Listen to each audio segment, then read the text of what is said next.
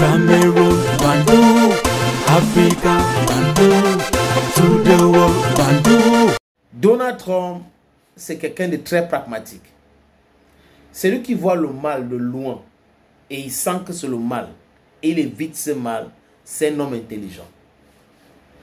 Donald Trump, pour ma part, peut être tout ce qu'on l'accuse d'être. Je ne suis pas américain. C'est un président américain. Il travaille pour les Américains. Il travaille bien ou il travaille pas bien ou c'est leur problème là-bas. Ce qui me concerne, c'est l'Afrique, c'est notre continent. C'est notre pays continent. C'est la libération de l'Afrique. Ça, c'est ce qui me concerne. Mais Donald Trump m'inspire quelque chose. La vérité, la justesse, la parole donnée, le respect de la parole donnée. Donald Trump, son gouvernement entame les négociations avec l'Iran sur le nucléaire iranien. Mais il faut le dire que l'accord sur le nucléaire iranien avait été signé par Barack Hussein Obama, les Européens. Donald Trump arrive au pouvoir en 2016 et dit il ne veut pas respecter cela, il sort de cet accord-là. D'accord, c'était un cadre juridique pour pouvoir avancer dans la discussion, mais il a dit que ce n'était pas son affaire. Il sort, il ajoute les sanctions contre l'Iran. Netanyahu jubilait, c'était bien, les extrémistes en Israël ont jubilé, oui, c'est bien, mais seulement si quelqu'un est en train de se préparer pour sa défense et que vous voulez discuter avec lui pour proposer les garanties, ne fais pas ci, ne fais pas ça, parce que nous allons te garantir ceci, nous allons te garantir cela. Mais vous employez plutôt les menaces. L'Iran est là. Tout le monde connaît l'histoire de l'Iran, qui était un pays colonisé par les Britanniques.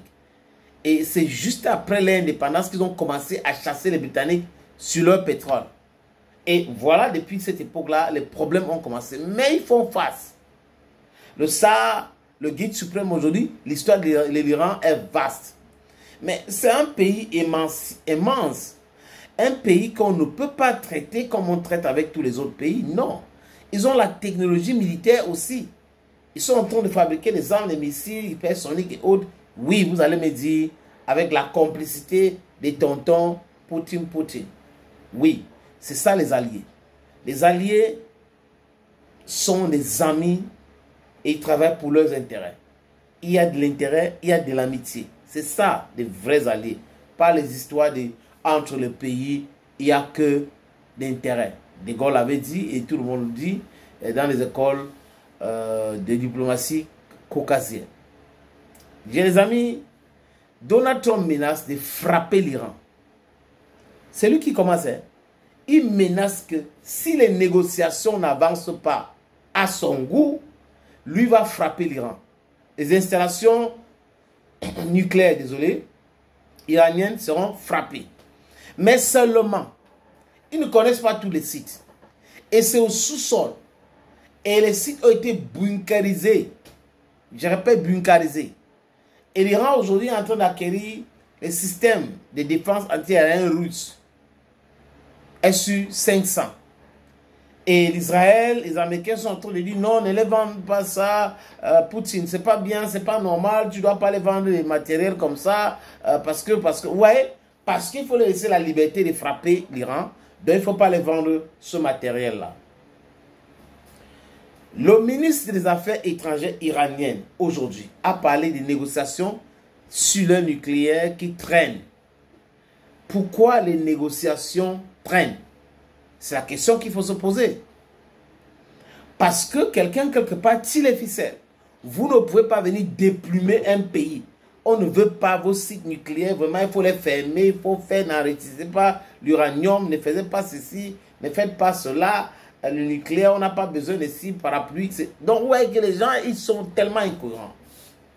Ils sont forts, ils sont puissants. Et ils veulent affaiblir les autres. À tout prix. Et l'Iran connaît. Mais le guide suprême iranien l'avait bien dit. Nous ne voulons pas être un pays doté. Ça ne nous intéresse pas. Mais les autres armes, ça nous intéresse. Est-ce que vous savez que les Américains vont au point de dire aux Iraniens d'arrêter la production des missiles balistiques? Vous faites ça pourquoi? Vous n'avez pas besoin de ça. Pourquoi on les frappe facilement? Vous voyez? Et l'Iran a dit à travers la sortie de son ministre des Affaires étrangères, qu'il se prépare pour tous les scénarios. Tout est possible. Il se prépare. Donc les Américains ont reçu ces mises en garde. Vous avez les bases militaires en Irak, au Qatar, en Arabie Saoudite. Ces bases militaires sont à la portée de nos armes. Vous allez quitter le Moyen-Orient. Et Donald Trump, un monsieur averti, qu'est-ce qu'il a fait? Il a réduit son staff diplomatique en Irak, par exemple. Et il va procéder comme ça avec les autres pays de région. Parce que l'Iran ne rigole pas. Ils disent ce qu'ils ont dit. Il paraît que les Iraniens fonctionnent comme les Russes. Ils disent quelque chose parce qu'ils savent qu'ils sont prêts à le faire, à le réaliser. Et ils donnent des explications simples, terre à terre. Vous nous attaquez, nous allons vous proposer la brutalité inouïe. Nous allons attaquer toutes vos bases militaires au Moyen-Orient.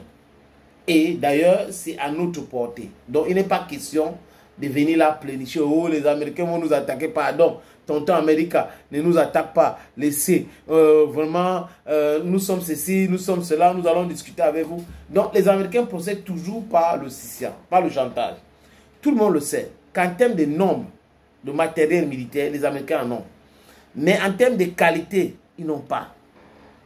Écoutez très bien, la qualité, ils n'ont pas. Parce que la Chine, par exemple, produit plus et c'est de haute définition, haute technologie.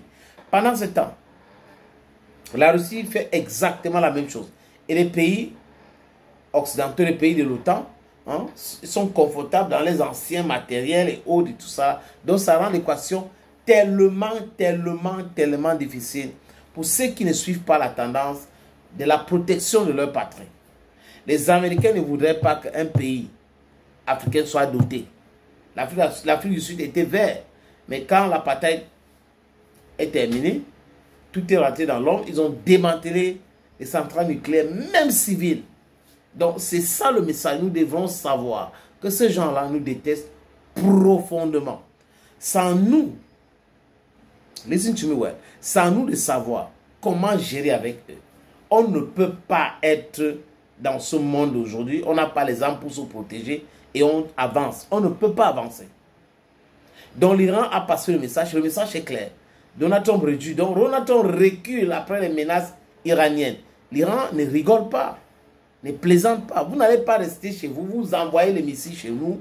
Après on nous demande de ne pas riposter. Inquiet. Qu'est-ce qui les prend même?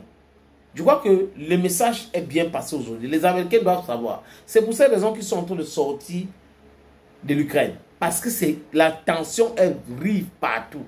Est-ce qu'ils peuvent surmonter toutes ces tensions? It is not possible. Ce n'est pas du tout possible. Donc la peur a envahi le ventre de Donald Trump. Et M. Trump a dit quoi? J'aurais dû et tout ça, I'm reducing my personnel, L'Iran va frapper toutes les bases militaires américaines si et seulement si ce pays-là est attaqué. Le ministre l'a dit. Cameroon, Bandung, Africa, Bandung, to the world.